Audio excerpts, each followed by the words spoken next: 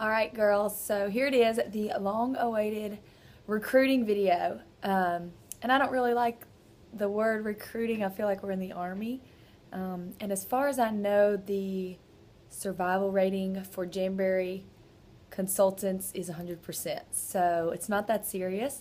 I really like Sarah Rockin' Robbins. She refers to it as power prospecting. Something about that just kind of empowers me and says, yeah, I'm just prospecting, sharing this dream and this awesome business with other girls who might actually be a prospect to love it. So here are some tips I've learned from her, from other direct sales moguls, personally, everything just kind of combined. So forgive me if it just all comes out. So the first thing I want to say is there is no silver bullet here. There is no one thing I'm going to tell you that is just going to swarm you with recruits or prospects in this case. You have to do a little bit of work. You have to get out of your comfort zone. And that's okay because there are some tips and tricks on how to do that. So the Overnight Millionaire, I think is his name, he does videos and he is a professional at coaching people on recruiting. And one of the things he says is, if I told you tomorrow that there is a job opening and for this job all you have to do is get 10 names and numbers every day. I don't care if you get it done in 1 hour, if you go to the mall and walk around and just ask people for their name and number, or if it takes you the entire day. You can work as little or as much as you want. But the salary is a 6-digit salary every year. Would you be interested in this job? I think most of us would say, yeah, I just have to get 10 names and numbers. I would be willing to step out of my comfort zone to do that. And see, the problem with direct sales is that you don't believe that the income is going to get there. When you're starting out at the very beginning, it just blows your mind to think that people are making 6-figure incomes in doing this job that they work part-time hours. And it's true. It's true. I have seen it with my own eyes. I have spoken to women who are bringing home every month what some people are bringing home every year. It's so much potential. And so that's why I'm excited to share this video, is because all we are doing is sharing that potential with people and helping improve their lives. So yeah, I think that I would accept that job. But think about the work you would have to do to guarantee that you're going to get there. You have to go out and get 10 names and numbers every day. Are you doing that? Are you doing that with your business? Are you doing that little, what seems like a little bit of work at a job? Are you doing that with your jam business? Are you working your jam business like a real business? Because that's the key, okay? So even if you don't just go to the mall and wander around and get people's names and numbers and not even tell them what you're doing, you understand the idea of power prospecting, of like, look, just go ahead, tuck it in your belt and say, I'm going to do this because it's going to pay off and it's going to be worth it. All right, the second thing I want to discuss with you is the fact that some people are going to say no, and that's really okay. Direct sales is not for everyone. It just doesn't fit in their timeline of life right now. Maybe they just feel like it's draining to them. They're very introverted and it's just too much. They don't want to get out of that comfort zone. And that's okay if they don't want to do that. So you need to accept and kind of live by the motto, talk to a lot to get a few, okay? So you're going to talk to a lot of people and you're going to prospect a few of them, and that's perfectly normal. Sarah Robbins, I believe, gives the example of a waitress who's offering coffee to each table. Just because table A1 says, no, no, no, we don't want any coffee, does she just give up and not offer coffee to anyone else? Of course not. She does her job and she goes around and offers it to the next table. And guess what? They may say, heck yeah, we want some coffee. And so she pours them a glass and she moves on. So you have to realize that when you're talking to prospects, that some of them are going to say, no, no, no, not right now, I don't want it, what you're offering. And you just move on and offer it to someone else. The key to this point is to stay active, to do something. Another quote from Sarah Robbins is, activity is the cure to what ails you. So what's ailing you in your direct sales business? Bookings, recruits, sales. Activity is the cure to whatever it is that ails you. So get active. Do something today to work towards that cure, to turn that ailment around into a success. As you're approaching people and getting yeses and nos, I want you to realize that everyone you approach is one of three things. They are either a customer, they just want to buy the product. They are a consultant, they actually want to sell the product with you and be on your team. Or if they don't want to do either of those things, they can be a connector. So make sure everyone you encounter is one of those three things. And so I'm going to explain that third one, the connector. Listen, referrals are huge. So you can offer incentives for people who want to refer your business. So whether you offer them a free product or even a cash reward, as big or as small as you want, for referring you to their friends. Hey, I realize that you're not interested in this business, but do you have a couple of names of maybe some girlfriends who you think might really want to hear this pitch? And ask them for that, because a lot of people, you know, if they have to say no to you, they want to make it up to you. They want to say, oh, but I do have names of 2 girlfriends you could contact. Customers as well, you know, if they don't want to buy the product, hey, I know you're not interested, but could you write a referral on your timeline on Facebook? Just let people know I'm selling this, maybe post this picture. You can even give them the exact wording to post, and I will offer you this incentive for doing that. So referrals are great. Let people connect you. And as a matter of fact, it's a really great idea to call a friend or acquaintance and say, hey, I see that you have a large group of friends. You're really well connected in this area. I could really use your network. Can we just go sit and have coffee? Because I would just love to get connected in your network of girls. And people most of the time are totally okay with that. They are wanting to be helpful, and you can offer them an incentive for doing that. You know, $50 for you sitting down and helping me get connected to your girlfriends. And so that's cool. They can be a connector. You getting connected to their girlfriends could lead to multiple consultants in your team, or multiple customers. So don't ever give up on someone who doesn't want to be a customer or a consultant. Let them be a connector for you. Okay, another idea is to launch or relaunch your business. So if you just signed up and you're just starting, call a bunch of girlfriends, acquaintances, coaches, teachers, whoever, and just say, hey, I just need you to come sit here. I'll buy you a cup of coffee and just let me practice on you. Let me practice my sales pitch. Let me practice my recruiting pitch. Would you please do that for me? And you have a captive audience. They sit there and they hear how great your product is and how great your company is. And you just may get lucky and one of them say, hey, I want in on this. So you can do a personal event like that, or even go a little bit broader and do a team event. So if you're doing monthly local team meetings with the girls underneath you, if you're not, then think about starting those. Even if you're super new, see if maybe some of your upline do that already. And if not, hey, you do it. You are good enough. You can do this. So start a team meeting and invite all your downline, but tell them you have to bring a friend, a non-Jamberry friend.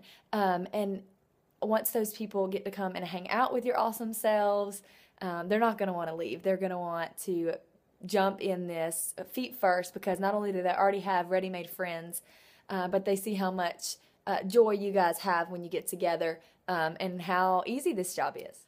Another thing that I have learned personally is that your best recruits usually are your really awesome customers or your really awesome hostesses. So some of you have seen that firsthand in your parties that you're doing, but some people, just because you ask them the first time and they say no, doesn't mean that you should necessarily take that for their answer, because you can see their potential. And so I like to reconnect with my hostesses or really amazing repeat customers as much as I can. So consider running like quarterly events just for those special VIPs. I mean, in March, you could do I'm lucky to have you event, where you add them all in and you just dote on them and just brag on them and how great they are to you and how they have made your business successful and they are the most amazing hostesses and customers to giveaways in that event. And the more you can connect with them over and over and over again, like every quarter like that, the more they're going to be open to your recruiting pitch or you just sharing this opportunity with them. So try to make that connection in any way you can repeatedly. All right, and the last thing along that same line of thinking is vendor events aren't about sales. Sales are great if you get a few, but most people aren't going to spur of the moment buy something. And if they say they're going to walk around and come back, they usually forget or get distracted and don't. So your goal at vendor events is to get contacts. You want to get their name, number, email, some way to get in contact with them, because then you can open the door to selling to them, getting them to host, book a party, or even recruiting. So get those contacts. So the best way to do this is to have some kind of raffle where they have to write their information down on your little info slip, and then you let them know you're going to draw a name. And so that's totally free. I will walk around at a vendor event and write my name on the little slips over and over again.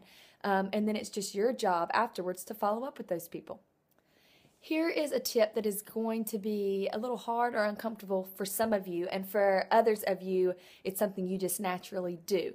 But it works. It's called lifestyle marketing. Sorry, I forgot it. It's called lifestyle marketing. And so all that means is while you're out living life, you're marketing your product. So with us, jams are super easy to market because we wear them on our hands. We pay the cashier like this, right? You pay the cashier like that. Or we, sit like this. Okay, we market in our normal lifestyle. But you have to understand that marketing goes both ways. You can't just show the product, which might be great. People are uncomfortable to approach you or to say, oh my goodness, your nails are so cute. Some people do that naturally, some people don't. So you need to open the lines of communication. You need to make it easy for them to compliment your nails. And the best way to do that is to compliment them. Find something genuine that you find interesting about them, that you like. Maybe it's their shoes or their purse or their pants or their hair or their makeup, or maybe they have really fancy nail art that they paid $1 million for. And you can compliment that. That's okay. Just because we sell jams, you can say, oh my goodness, girl, your nails are so cute. Where did you get them done? Oh, look at mine. I did mine myself. Can you believe that? Yeah, I did it at home. You are not going to believe how much money I saved. Okay, there you go. There's your intro to conversation. So you need to get yourself comfortable doing this. And I promise you, the more you make yourself do it, the more natural it will come. And you know what? This is just a good practice in life. Forget about marketing at all. We tend to verbalize our negative thoughts. That cashier was so rude. We want to vent about the things that we don't like. But we see, how many people do we walk by and we think something kind about them, like that girl has really nice skin, or oh, those shoes are really cute, and we don't stop and tell that person, right? It's awkward. We don't want to be but do it. I mean, you could likely make that person's day. How awesome does it make you feel when someone stops to compliment you, right? So this is just a freebie in life for you that I'm handing you here, not to mention it's going to help your business. I recently watched a video of how different companies market their product to the public and why some are successful and some are not.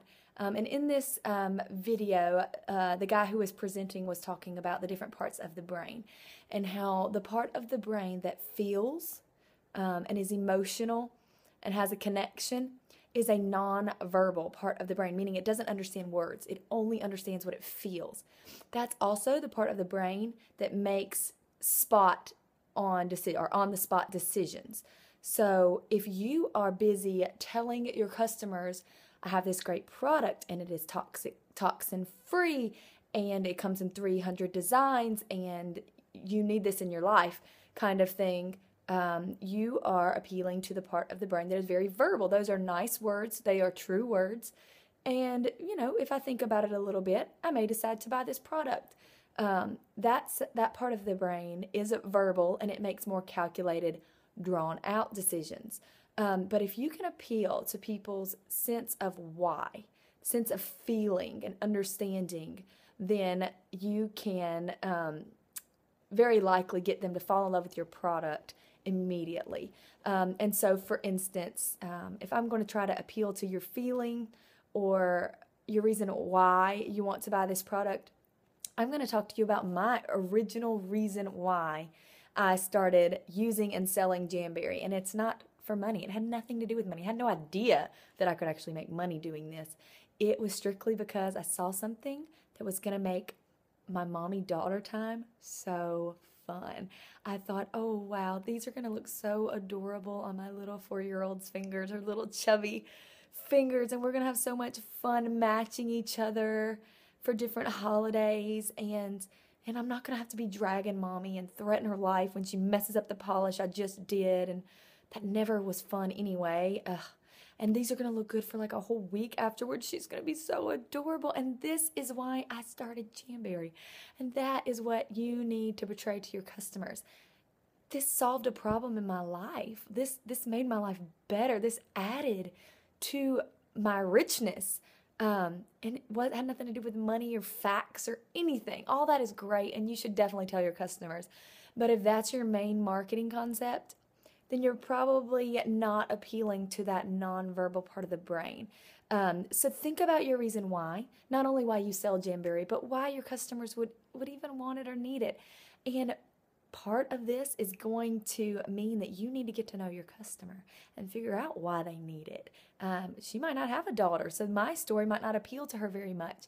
But if I find out from her that her husband just got laid off and she's struggling to pay the bills, well then guess what? I'm going to say, look, Jamberry can meet your need right here. You need to sign up, and I'm going to help you be successful in this, and we're going to take care of your family. That's a need. That's a feeling and an understanding that knowledge and words cannot touch. The last two things before we wrap this up is if you have a customer that's a repeat customer that consistently buys a whole lot from you and spends a lot of money, consider calling them and just saying, hey, are you interested in a forever discount? Because I can not only get you that, but then let's go ahead and get you some income too to pay for your Jamberry addiction. And a lot of people are like, I don't know why I didn't think of that before. That right there is a prospect. Now, granted, if they just want to remain a customer, that's fine too. We need those. But don't ever be hesitant to offer that opportunity to someone who obviously loves the product already.